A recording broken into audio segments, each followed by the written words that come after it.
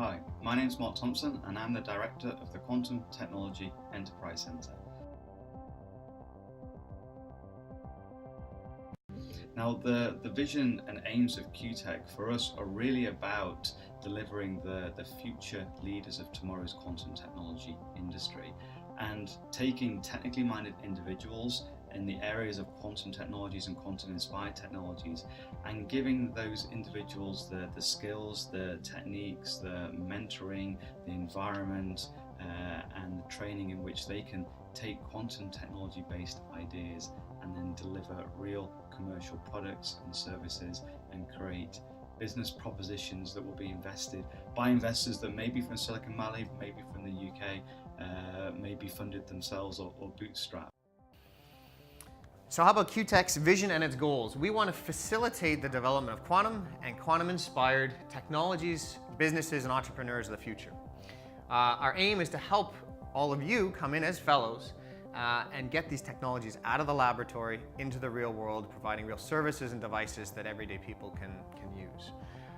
You are not here to do research. We can't stress that enough. The year that you would be here is to develop a business plan and to figure out what problem in the real world can you solve with a potential quantum technology.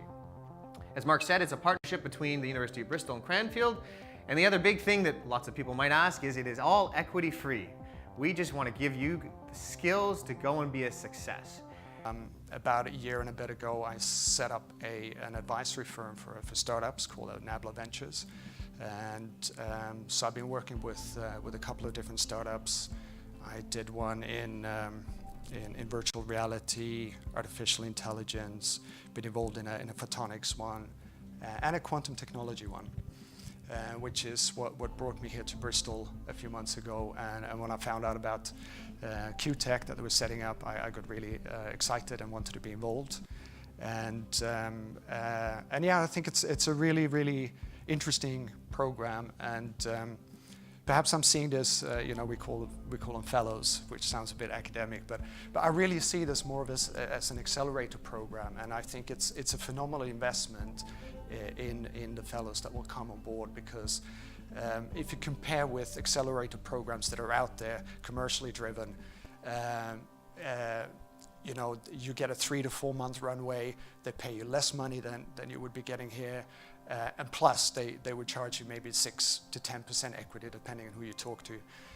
So to get this kind of deal, really, a lot of startups would be biting people's hands off to get. So I hope that we can convince you that this is a really interesting program to get involved with, and I'm looking forward to working with you to come up with some new and exciting business ideas. To give you an idea of the training, so this is the courses offered at Cranfield, and 2 of these courses, the ones in red, the fellows, you guys, are actually going to travel to Cranfield and be embedded in their MBA program. The first one is Entrepreneur in Context. Basically, what am I about to get myself into? What's it going to be like to be an entrepreneur? What motivations do you need? Personal drive, that kind of thing. Then we're going to move into Assessing Emerging Technologies, of which quantum is definitely one. Not too many people nobody can claim to know everything it's going to do yet. So learning about markets and customer needs, you actually have to solve a problem in the real world. It's going to be very important. TRL levels, what IP you have to think about. Third is project management, which is going to be absolutely key. This is no longer going to be you and maybe your lab partner getting your experiment to work in the lab, and please don't sneeze on it because then the software will crash. You need all the skills in project management to develop a real, robust technology that you can take out into the real world. Funding and venture capital, as I mentioned, we've got next to no resources in terms of funding prototypes and the technology, and even it's probably beyond the hubs. We need you to go out with your business case and look for the right investors and get the right amount of funding and resources you need to really drive a demonstrator, potentially in a hub, out to a real world prototype that I can drop on the floor and it's still going to work. And last, building a business case. We want everybody to leave business case in their back pocket that they're ready to pitch at a moment's notice. Adding in the systems, engineering and thinking training. First off, learning to lead, because everything is going to be driven by you guys. It's no longer somebody's going to tell you what to do, you're going to start telling people what to do. And you're going to do it in this complex landscape that has politics involved in terms of what technologies can be used for. and everything else under the sun that you need to know. That's going to lead into problem structuring and tools, because again, you're dealing with the real world now. Problems don't come nicely structured on an A4 sheet on your exam. You've got to figure out what the problems are, figure out what the key bits you have to solve are, and that's what this is going to deal with. And finally, again, this is not an individual system in the lab that just has to work sort of once for your nature paper. You're going to design a complex system that works under robust conditions, and it might have to fit into a network scenario, for instance, or it might have to fit into the politics or the legal requirements of the day. And so that's what that covers. I think the role for us as entrepreneurs in residence is to share with you some of that experience and try to leverage what we know, who we know, to help you effectively fulfill a dream.